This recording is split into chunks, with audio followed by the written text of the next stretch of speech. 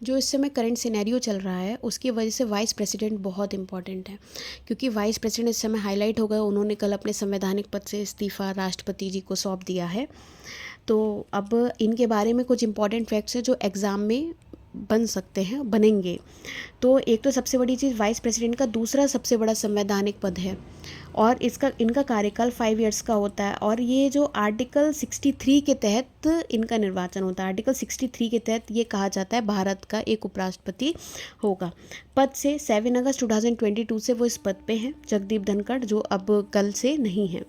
इस्तीफा राष्ट्रपति आर्टिकल 52, मतलब राष्ट्रपति आर्टिकल 52 के तहत होते हैं और ये आर्टिकल 63 के तहत होते हैं। इनकी 35 वर्ष पूर्ण कर चुके होने चाहिए वाइस प्रेसिडेंट के पद के लिए।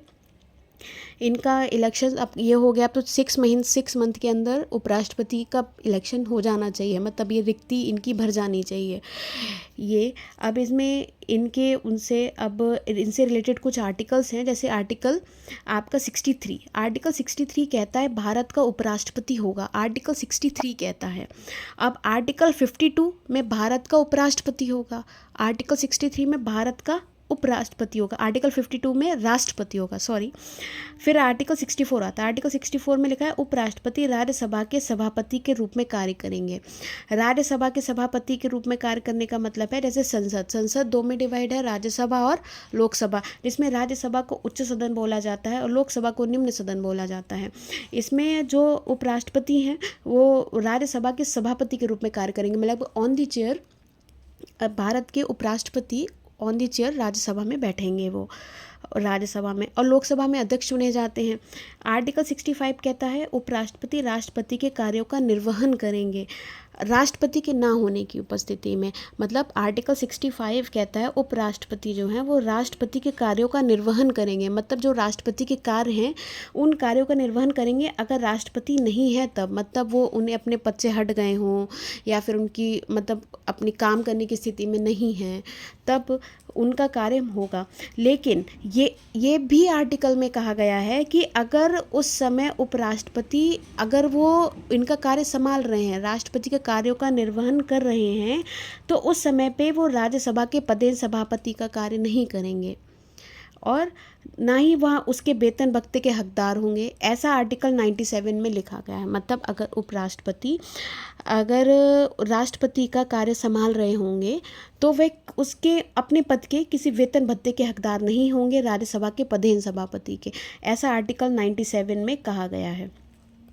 अब आर्टिकल 66 आता है। आर्टिकल 66 में उपराष्ट्रपति का चुनाव ये एकल संक्रमणीय मत द्वारा होता है, निर्वाचक मंडल के सदस्यों द्वारा होता है। निर्वाचक मंडल के सदस्यों का मतलब जो इलेक्ट होते हैं, जैसे राज्यसभा के निर्वाचित व मनोनीत 12 होते हैं जो राष्ट्रपति प्रेसिडेंट के द्वारा मनोनीत किए जाते हैं, जो अलग अलग फील्ड से होते हैं। लोकसभा के निर्वाचित सदस्य, इन सदस्यों के मंडलों द्वारा गुप्त मतदान द्वारा उपराष्ट्रपति का चुनाव किया जाता है। अब आर्टिकल 67 कहते हैं उपराष्ट्रपति का कार्यकाल 5 इयर्स का होगा। ये 5 इयर्स कब से होते हैं? पद धारण करने की स्थिति से। पद धारण करने की स्थिति का मतलब है कि अगर आज वो इलेक्ट हुए हैं तो आज से जब वो शपथ लेंगे उस दिन से लेकर और उस दिन से अगले 5 इयर्स तक के लिए वो इलेक्ट होंगे। फिर आर्टिकल 67A जो उन्होंने कल जिसका यूज़ किया, हमारे वाइस प्रेसिडेंट ने जिनका यूज़ किया कल, वो उपराष्ट्रपति लिखित रूप में राष्ट्रपति को स्वेच्छा से त्यागपत्र देंगे लिखित रूप में। ये कल उपराष्ट्रपति जगदीप धनखड़ जी ने इसी आर्टिकल का यूज़ किया था, इसलिए 67A आर्टिकल भी इम्पॉर्टेंट बन जाता है कि 67A आर्टिकल क्या कहता है। फिर आता है आर्टिकल 68 कहता है उपराष्ट्रपति के कार्यकाल में रिक्ति को भरने के लिए चुनाव कराने के संबंध में, मतलब कि जल्दी से जल्दी चुनाव कैसे कराया जाएगा उसके लिए संबंध में आर्टिकल 68 कहता है कि जल्दी से जल्दी चुनाव कराने के संबंध में। फिर आता है आर्टिकल 69 कहता है उपराष्ट्रपति द्वारा शपथ, मतलब उपराष्ट्रपति जब इलेक्ट हो जाते हैं तो उनके राष्ट्रपति उनको शपथ दिलाते हैं, तो उनकी शपथ के लिए आर्टिकल 69 कहता है उपराष्ट्रपति द्वारा शपथ। अब आर्टिकल 70 कहता है राष्ट्रपति के कार्यों का निर्वहन आकस्मिक स्थिति में। आकस्मिक स्थिति का मतलब राष्ट्रपति का कार्यों का निर्वहन आकस्मिक स्थिति में। आकस्मिक स्थिति राष्ट्रपति के कार्यों का निर्वहन मतलब जिस कंडीशन में राष्ट्रपति भी मौजूद ना हो और उपराष्ट्रपति भी मौजूद नहीं है, तो उस कंडीशन में संसद किसी एक ऐसे व्यक्ति को अपने आप चुन सकती है, वो संविधान में विशेष प्रावधान कर सकती है कि वो राष्ट्रपति के कार्यों का निर्वहन करे। वो अपने हिसाब से संसद ऐसे व्यक्ति को ऐसे उनको संविधान में करके और उसे कार्यों का निर्वहन राष्ट्रपति के कार्यों का निर्वहन वो कर सकती है। ये आर्टिकल 70 के तहत अगर राष्ट्रपति भी मौजूद ना हो और उपराष्ट्रपति भी मौजूद ना हो तब ये कार्य किया जा सकता है। फिर आर्टिकल 71 कहता है उपराष्ट्रपति के चुनाव से संबंधित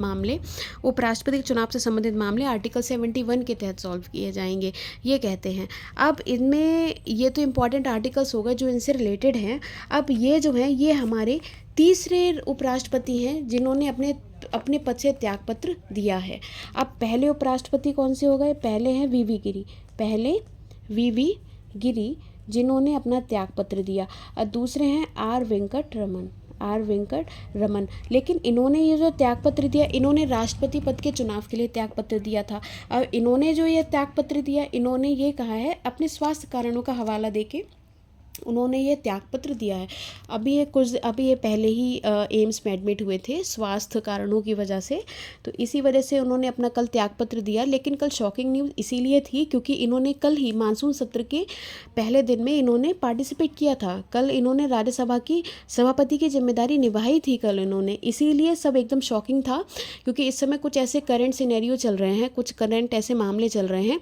इसी वजह से विपक्ष हमलावर है पक्ष पर जो नेता हैं उन पे, तो इसीलिए अब सब प्रधानमंत्री से जवाब मांग रहे हैं कि आप कुछ क्वेश्चन का जवाब दीजिए। जैसे ऑपरेशन सिंदूर के तहत जम्मू कश्मीर को पूर्ण राज्य का दर्जा कब मिलेगा, ऑपरेशन सिंदूर में, और ट्रंप का जो ऑपरेशन सिंदूर में ट्रंप का इंटरफेयर था, ये सब चीज़ों को लेके इनसे जवाब पूछा जा रहा है।